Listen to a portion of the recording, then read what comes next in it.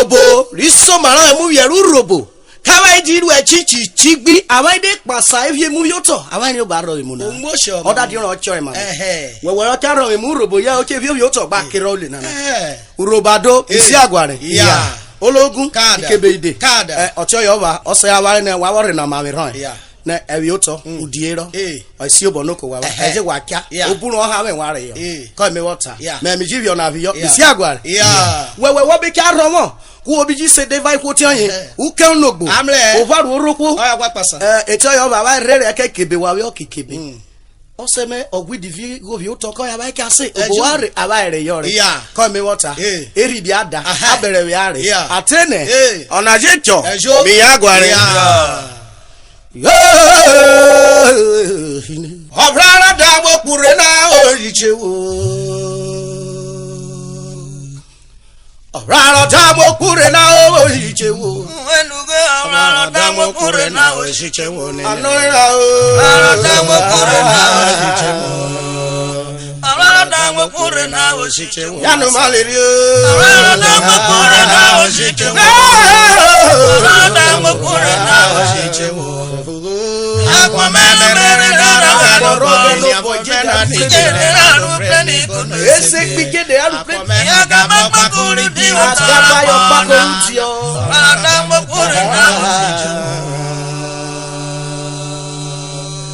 Obra no dango kureji chenwo igede aruple ni esegbe agaba yo pakoro di listen very carefully yes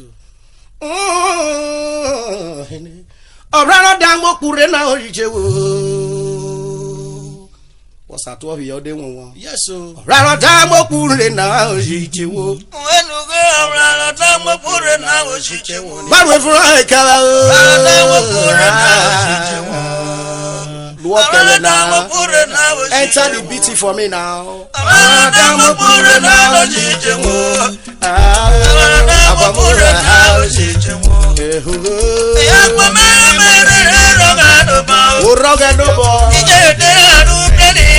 Oh no, it's a big day now. I got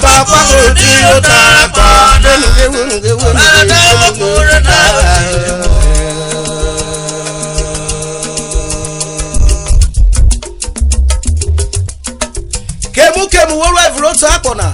It has advantage and disadvantage. Sure. But with now we pray that let positive be our portion in Jesus' name. Amen. What's our new thing?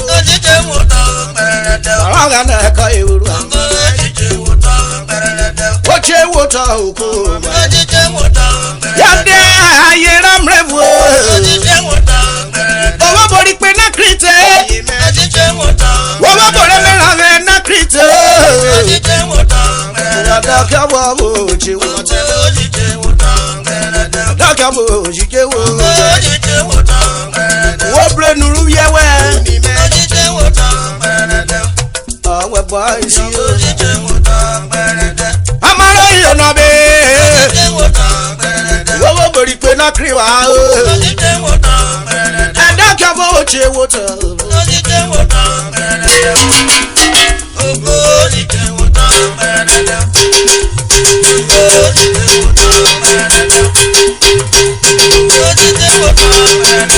Ó ní àkókò náà.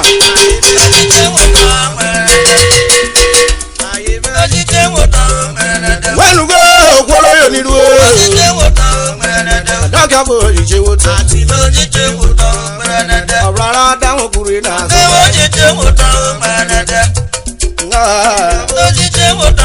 Yẹ́kú ilé ẹ̀mọ́ òyìnbó. Yẹ́kú ilé ẹ̀mọ́ òyìnbó. Yẹ́kú ilé ẹ̀mọ́ òyìnbó. Rárá dáhùn kúrò náà.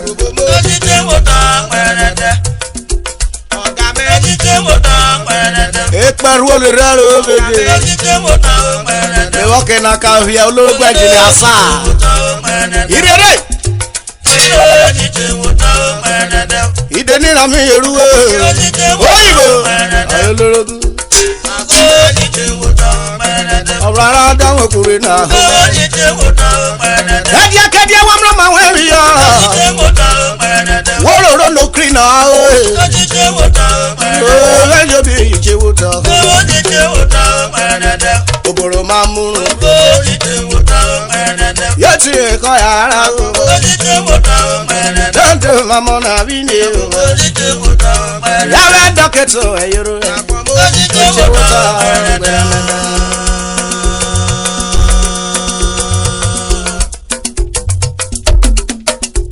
Rárá dámọ́ òkúrẹ́ náà ìjẹ́ wò.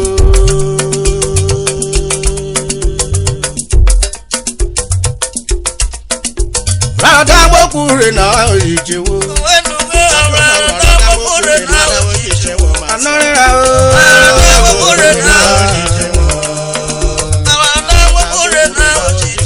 Ògbékùn rárá dámọ́ òkúrẹ́ náà ìjẹ́ wò.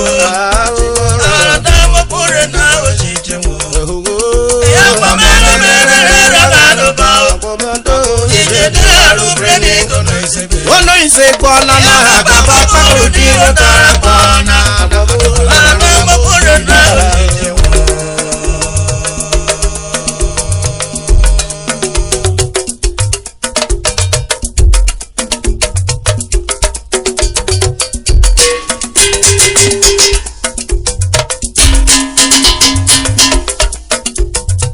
Ó máa ń lọ́lọ́ ẹ̀ṣú ẹrú jẹ́rọ màmẹ́. Mi gbẹ́gbẹ́rẹ́ kì í rọrùn di méjì yàrá. Mi tòbó ire mi wo nu màmá mẹ́. Wẹ́jú ìdàfí ó tọ́ mi yá kó.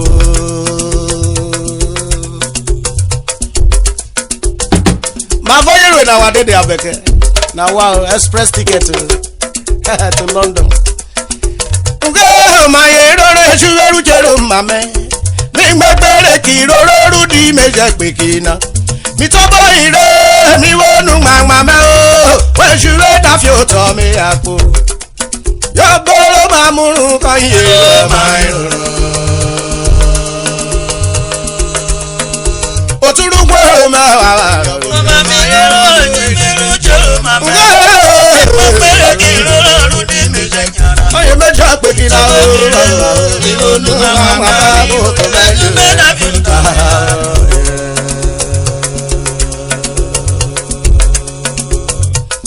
O ma wọ́n bí mẹ́mú wo sí kékeré. Kìtì ẹ̀mẹ́gbọ́n lọ tán náà. Ìpẹ́fù ẹ̀rọ ìrẹ́gbìgò ìmọ̀lìlẹ̀ dàkẹ́wọ́ bùn wẹ̀mí.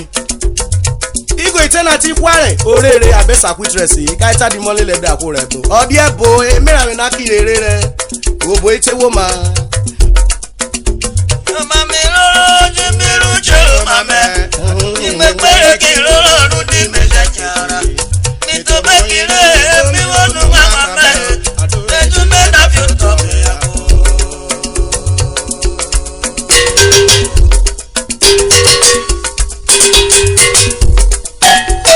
Mama mi rọrùn ní mi rújọ màmá. Ìgbẹ́ pèrè kí n rọrùn ní mi jẹ́ yàrá. Prince Felix Sasa. Nítorí kí n rẹ̀ mi wọ́n nu màmá mẹ́. Ìpẹ́ ọmọ bóbá. Mẹ́jú mẹ́ta fi ń tọ́ mi yá kó. Ó gbọ́dọ̀ máa múrun kan yé máa ń rọrùn. Òtúrú gbọ́dọ̀ máa wà rọrùn. Mama mi rọrùn ní mi rújọ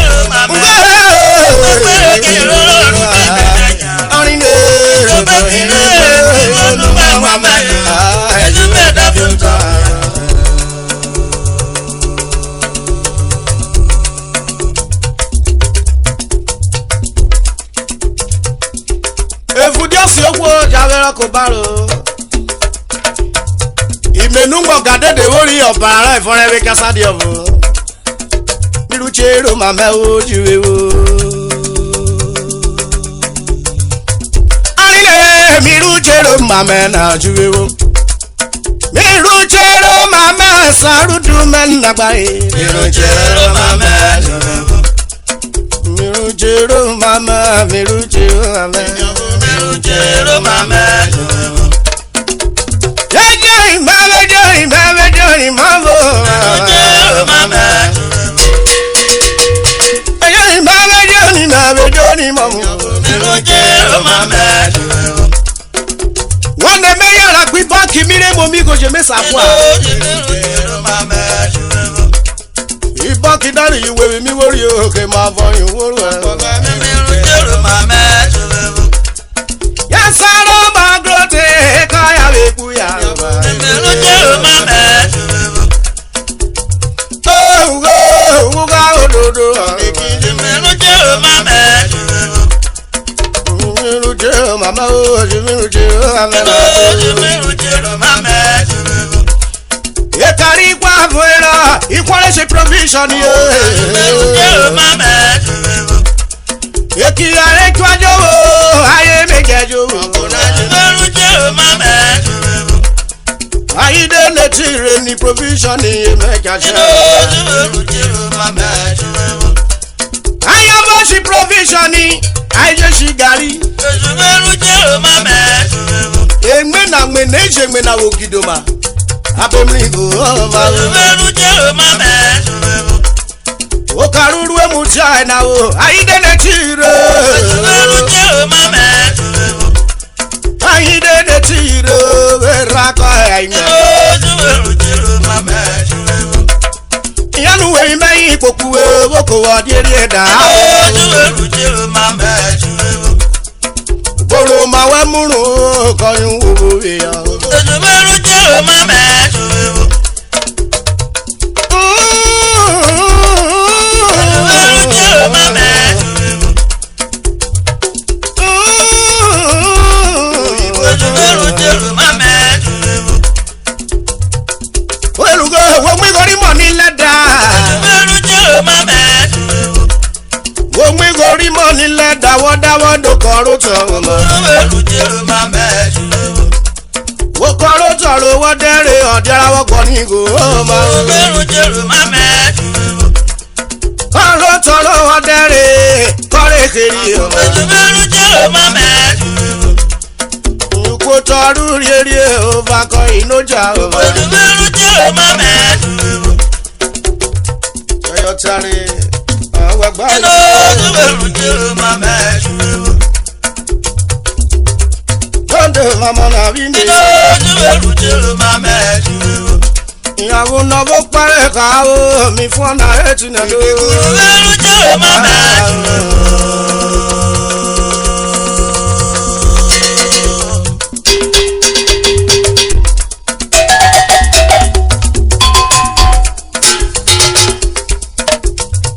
Omiragwa Friday ono Juvevwo MD Minando Hotel Ademeri Uyere Waka Olologu Meeting Omajaja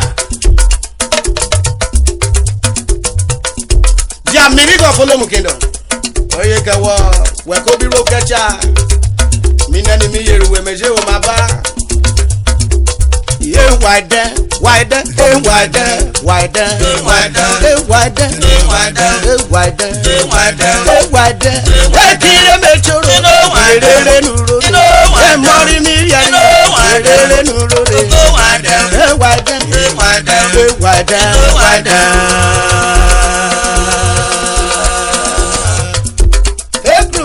Why there? Hey, why there? Hey, why there? Hey, why there? One your why there? Hey, why there? Hey, kire me choro. Erere nuro. Hey, juwe be wo gada. Juwe be wo gada. Koko be dudu so gada. Agbere mena. Ogada agbere mena. Warrior bogene. Warrior bogene. Ogene daga. Warrior bo. Hey, why there? Hey, why there? Oh, you don't want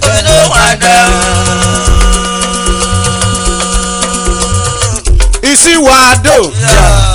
My brothers and sisters, if your plan looks impossible, then invite the God of possibility, it will be possible. Abobo yogane abo mi laja poju o. Abobo yogane abo mi laja poju na. Olórí me. Ọ̀sẹ̀ me. Ọ̀gẹ́nẹ́ rẹ̀ yàwó mi gẹ́mẹ́ ṣeré. Bishop Emmanuel Jigbo, you are too much. Abobo yogane abo mi laja poju o. Abobo yogane abo mi laja poju na. Ọ̀sẹ̀ rí bẹ̀dẹ̀ o. Yàwó mi gẹ́mẹ́ ṣeré. No matter your suffering, it is well, and it is over. Let's proceed. Iroro, iroro. Iroro kurapa, iroro jeni moto, iroro bo. Iroro bebra bo, iroro jeni moto. Kirije, kirije. That's so. Iroro kurapa, iroro jeni moto, nyavumena. Iroro jeni moto. Mi eburu we me jiroro mereko. Me eburu da jiroro me inoko iroro bo. Iroro iroro jeni moto. Me eburu kwale jiroro me eburu inoko nyabo. Iroro bo.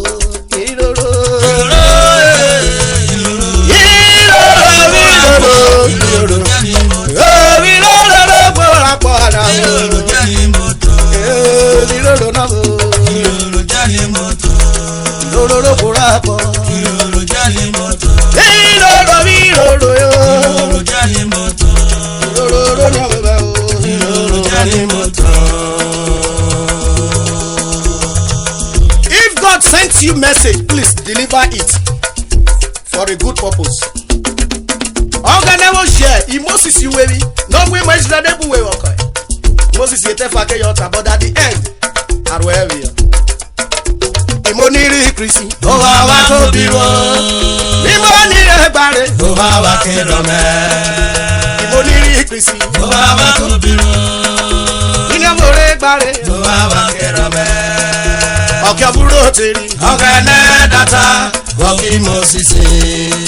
Okay, Buroteri. Okay, data. Okay, Moses.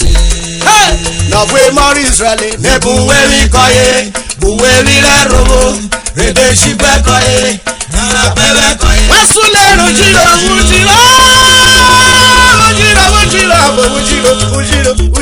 Ujiro. Moses da pare. Waka.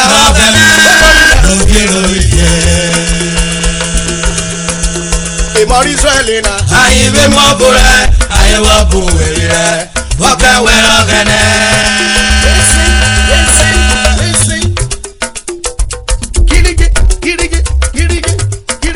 Ogana daruma taki Mosisi.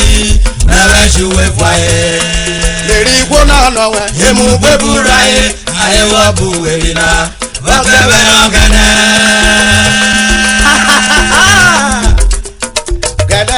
Mata Rocky Mosisi Never Juvevwo Many Bona no way Emu Beburaye Ayewa Buwevina Wakawe Ogane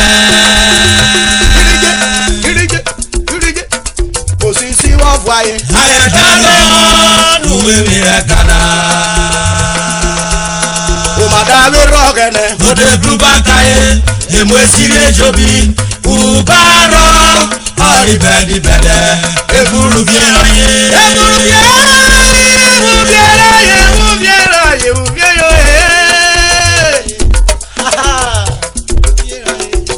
Koko mudia Ogane pelu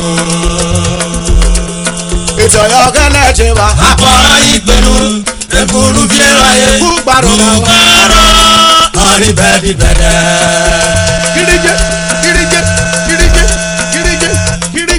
Girije Amia Shalala lele amia Wadende kana beku sugbe ure nanayo Wadende kani sharia pakuro gbe ure nanao Wadende kai solo kisi gbe na amia do Wadende kani general God become gbe na o Wadende karo kula gbe na okula na no dance okula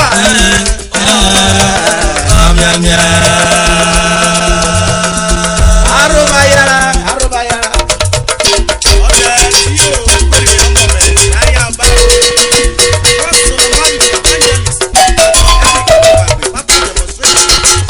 Oserabare Ologu John Oguma the Udu of Urhobo land Yekawa Unuka Bora Kososo Oshevile Yeruwa or the mighty Oguma you are a say Yo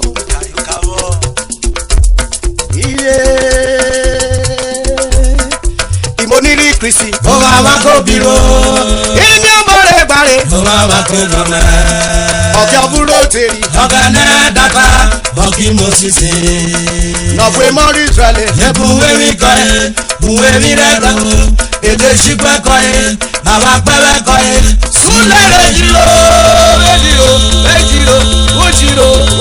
Ujiro Mosisi dagba e Ogane Oviye Mori Israeli na Ayiwe mobure Ayiwe buwewi Wakawe ogane Gede daro mata Oki Mosisi Omewe jiwe faye Meri kwona nowe Emu beburaye Ayiwe buwewi Wakawe ogane Olori na yo Tele Mosisi wa voye Aye darego Buwewi regana Omadawe rogene Bude blubakaye Emwe sige jobi Bubaro Ari bedi bede Eburu bieraye Ugeraye Solo Mavis Oyekewa Koko mutia Amari Ọtí ọyọ́gẹ́lẹ́gẹ́ wa kọ̀rọ̀ ìpẹ́lú Tí ọyọ́gẹ́lẹ́gẹ́ wa Akọ̀rọ̀ ìpẹ́lú Eburu bieraye Bubaro Ari bedi bede Kúgbàrọ̀ na o Ari bedi bede Ìmọ̀ràn gánà kúgbàrọ̀ na o Ari bedi bede Kúgbàrọ̀ Ari bedi bede Kúgbàrọ̀ Ari bedi bede Òfò inú wa kú ìfẹ́ wẹ́ Ari bedi bede Pay your tithes Ari bedi bede According to your receipt Ari bedi bede Kúgbàrọ̀ Ari bedi bede Aroma Rebena Shalala ilele Amia I say shalala ilele Amia Barista smooth wetin you dey do Barista smooth you dey top o I say na top you dey wo benu wera King Robot besi momi eruwe Oyere I don stretch my hands go inside the hammer boy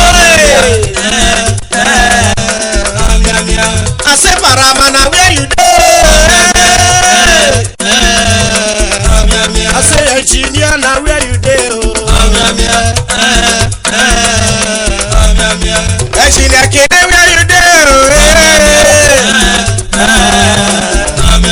I say Shawolo where you dey I say Music Temple where you dey Olos Music Ya Solo where una dey na Compo disc sample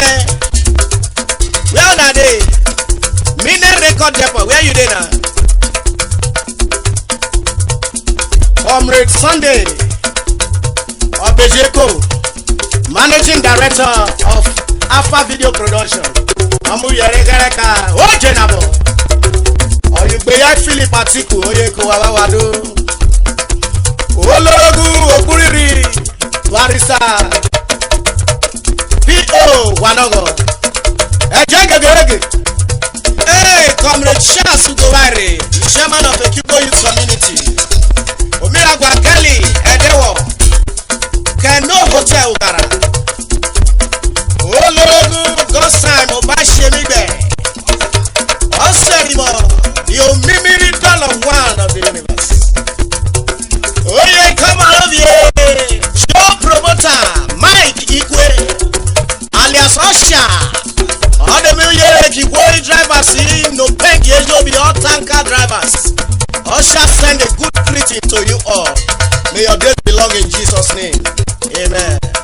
One Mind Club of Nigeria, chapter, President by Ejero Benjamin, Vice Louis Onobuchere, Abraham Ezewu, Secretary, Anthony.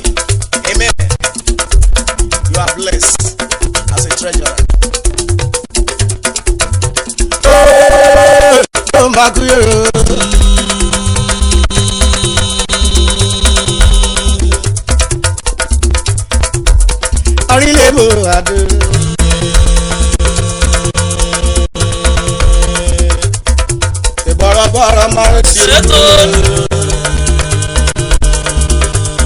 Hey, ẹsẹ̀ ọgùnà ìlú Africa Yorùbá #1 Isokoro de ti ọba. Kaika di wọ́pọ̀ lórí Yorùbá ìkẹwẹ́.